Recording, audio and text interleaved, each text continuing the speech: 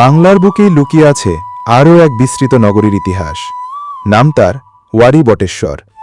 ২৫০০ বছর আগে যখন ইউরোপের রোমান সভ্যতা গড়ে উঠছে, তখন বাংলার মাটিতেই জন্ম নিচ্ছে এক উন্নত নগর কেন্দ্র।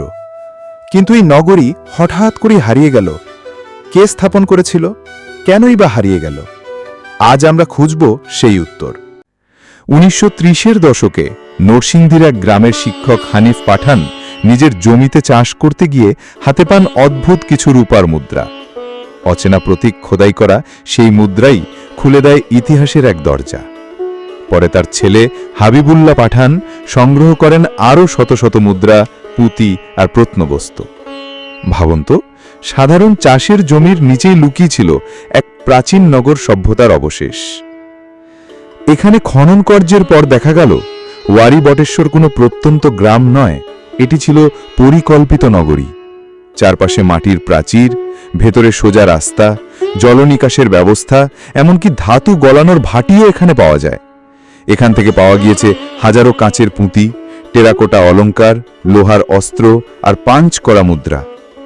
এই সব প্রত্নবস্তুই প্রমাণ করছে যে এটি ছিল তৎকালীন বাংলার এক বড় বাণিজ্য কেন্দ্র, যেখানে দেশ বিদেশ থেকে আসতেন বণিকরা।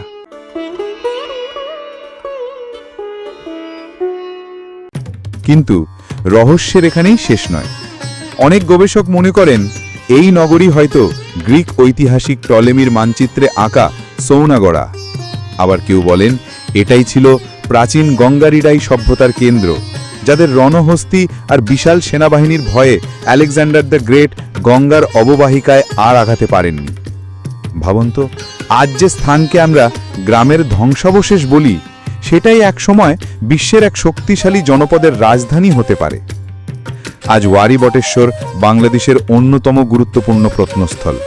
প্রতিদিন এখান থেকে উদ্ধার হচ্ছে নতুন নতুন রহস্য, কখনো প্রাচীন অলঙ্কার, কখনো পাথরের বেদি, কখনো মাটির পাত্র।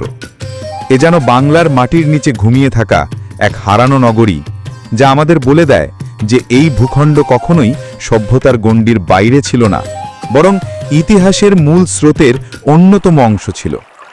তাহলে প্রশ্ন রয়ে গেল, ওয়ারী বটেশ্বর কি সত্যি গঙ্গারিডাই সভ্যতার রাজধানী ছিল, নাকি টলেমির সৌনাগড়া, নাকি আরও অজানা কোনো রহস্য লুকিয়ে আছে?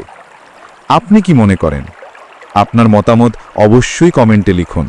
আর ভিডিওটি যদি ভালো লেগে থাকে তবে লাইক, শেয়ার এবং সাবস্ক্রাইব করতে ভুলবেন না, কারণ ইতিহাসের আরও অনেক রহস্য এখনও লুকিয়ে আছে এই বাংলার মাটির নিচে।